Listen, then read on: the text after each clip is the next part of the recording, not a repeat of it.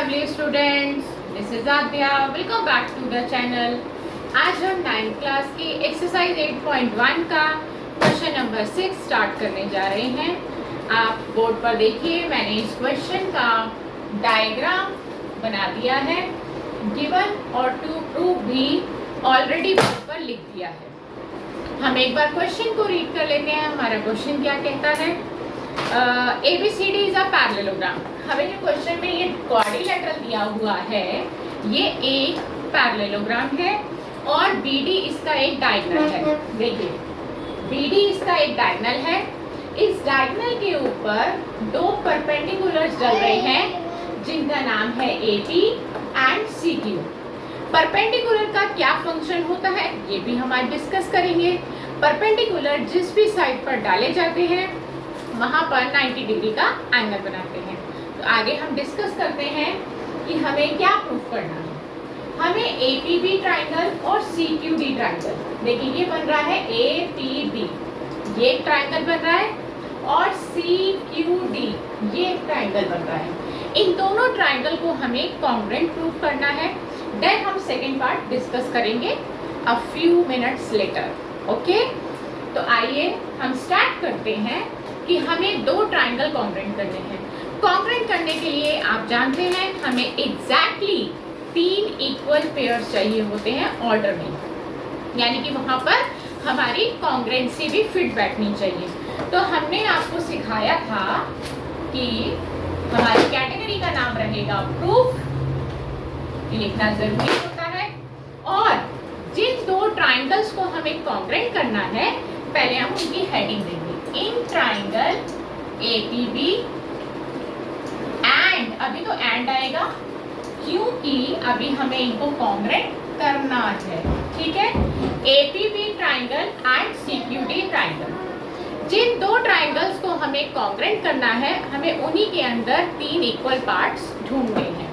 देखिए, अभी अभी हमने बताया कि ये दो परपेंडिकुलर्स आ रहे हैं, ठीक है। तो ये एंगल 90 का है। आपको देख रहे हैं कि इस ट्राइंगल के अंदर ये एंगल 90 का आ रहा है, और इस ट्राइंगल के अंदर आइए तो इधर 90 बन रहा है। देखो, परपेंडिकुलर का फंक्शन ये होता है कि वो दोनों तरफ ही 90 बनाता है। अगर इधर 90 बन रहा है तो इधर भी 90 बनेगा। तो आप इसको एंगल 1 दीजिए और इसको एंगल 2 दीजिए। तो APB ट्राइंगल के अंदर एंगल 1 आ रहा है और CQD ट्राइंगल के अंदर एंगल 2 आ रहा है। और ये दोनों इक्वल क्यों हुए? Because both have measurement of 90 degree. दोनों की मेजरमेंट 90 है, तो आप लिखेंगे ईच 90 डिग्री, ठीक है। पहला पार्ट आपको मिल गया। अब दूसरा पार्ट आपको मिलेगा पैरेललोग्राम की प्रॉपर्टीज से। आपको हमने पैरेललोग्राम की प्रॉपर्टीज बताई थी कि पैरेललोग्राम के ऑपोजिट साइड्स, ऑपोजिट मतलब आमने सामने, हम और आप, आमने सामने की साइड्स इक्वल होती हैं, और दूसरा ऑल्टरनेटिव जीरो एंगल्स इक्वल होते हैं क्योंकि opposite sides are parallel also, वो पैरेलल भी होती हैं। देखिए, ये है AB और ये है CD। ऑर्डर देखिए, AB एंड CD ये पैरेलल साइड्स हैं, ऑपोजिट साइड्स हैं, तो ये पैरेलल भी होंगी, ठीक है। अब पैरेलल है तो ये वाला एंगल और ये वाला एंगल ऑल्टरनेट इंटीरियर एंगल होगा। ये 3 और ये 4, ठीक है। कंफ्यूज नहीं होना, ये P हम यहाँ दे देते हैं, तो ये एंगल 4 हो गया और ये एंगल 3 हो गया, ठीक है। हमने Q अंदर दे दिया। देखिए, उल्टा Z बन रहा है ऐसे। जब भी Z बनता है, Z चाहे सीधा बने, Z चाहे उल्टा बने, ऑल्टरनेट इंटीरियर एंगल्स इक्वल होते हैं।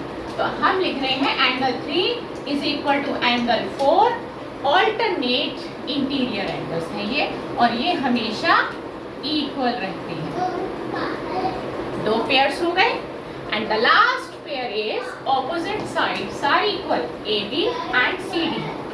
AB एंड CD आप यहाँ पर लिखेंगे opposite sides of a parallelogram, ठीक है।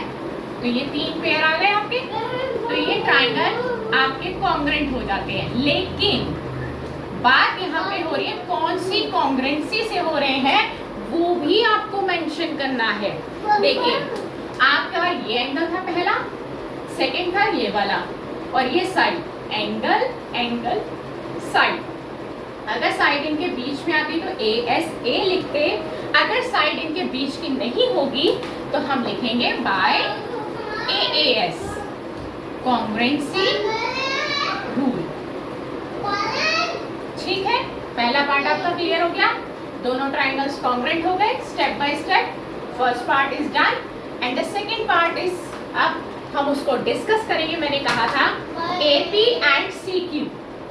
देखिए आपको एक कॉन्सेप्ट और छोटा सा हमने समझाया था कि जब दो ट्राइंगल कॉन्ग्रुएंट हो जाते हैं, जैसे कि यहाँ पर हो गए हैं, तो उनके बचे हुए कॉरेस्पॉन्डिंग पार्ट्स भी इक्वल हो जाते हैं। तो कॉरेस्पॉन्डिंग का मतलब एक्चुअली में ऑर्डर है। अगर आप AP ले रहे हैं, देखिए जैसे यहाँ पे प्रूव करने को हमें AP बोला है, तो AP इसकी साइड है, तो ऑर्डर वाइज इसकी साइड CQ बनेगी। तो वही बोला है हमें इक्वल करने के लिए, तो ये कॉरेस्पॉन्डिंग पार्ट्स हैं। तो AP is equal to CQ और आप इसका रीजन लिखेंगे बाय CPCT। CPCT का मतलब होता है, यानी कि फुल फॉर्म होती है corresponding parts of congruent triangles. क्योंकि ट्राइंगल कॉन्ग्रुएंट हो चुके हैं तो उनके कॉरेस्पॉन्डिंग पार्ट्स भी इक्वल हो जाएंगे। आई होप आपको ये क्वेश्चन बहुत अच्छे से समझ में आया होगा। अगर आपको लगता है कि मेरी वीडियो से आपको 1% भी फायदा हो रहा है और आगे भी हो सकता है, तो आप मेरी वीडियोस को ज़्यादा से ज़्यादा लाइक करिए, शेयर करिए, सब्सक्राइब करिए। Good bye friends.